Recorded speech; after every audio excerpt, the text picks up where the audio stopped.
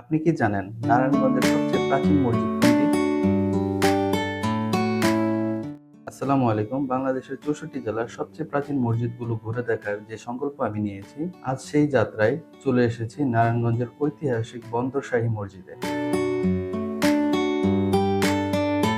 প্রায় ৫০০ বছরেরও বেশি পুরনো এই মসজিদটি নির্মিত হয় ১৪৮২ খ্রিস্টাব্দে। সুলতান সালাউদ্দিন ফাতেহ শাহর শাসনামলে এই নির্মাণ করেছিলেন তার উচ্চপদস্থ কর্মকর্তা বাবা সালেহ।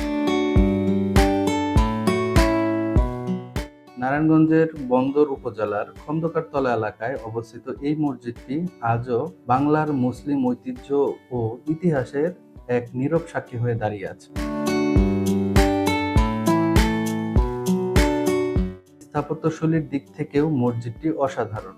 এখানে রয়েছে ৫টি প্রবেশদ্বার, ৩টি সুন্দর মেহরাব এবং কেন্দ্রে একটি সুবিশাল গম্বুজ, যা সেই সময়কার মুসলিম স্থাপত্যকলার অনন্য নিদর্শন বহন করে। বর্তমানে এই প্রাচীন মসজিদটিতে পুনর্নির্মাণ ও সংস্কার চলমান রয়েছে, যাতে এই ঐতিহাসিক সৌন্দর্য ও ঐতিহ্য সংরক্ষণ করা যায়। মসজিদের শিলালিপিতে পবিত্র কোরআনের একটি আয়াত উল্লেখ আছে, আর উপাসনালয় সমূহ একমাত্র আল্লাহর জন্য, সুতরাং আল্লাহর সাথে কাউকে ডেকো না। সূরা জিন। এছাড়াও একটি হাদিসে বলা হয়েছে, যে ব্যক্তি মসজিদ নির্মাণ করে আল্লাহ তার জন্য জান্নাতে একটি প্রাসাদ নির্মাণ করে দিবেন।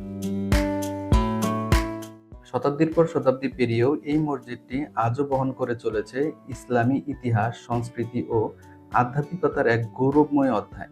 ইতিহাসের পথে পথে আমার এই যাত্রা চলমান থাকবে ইনশাআল্লাহ।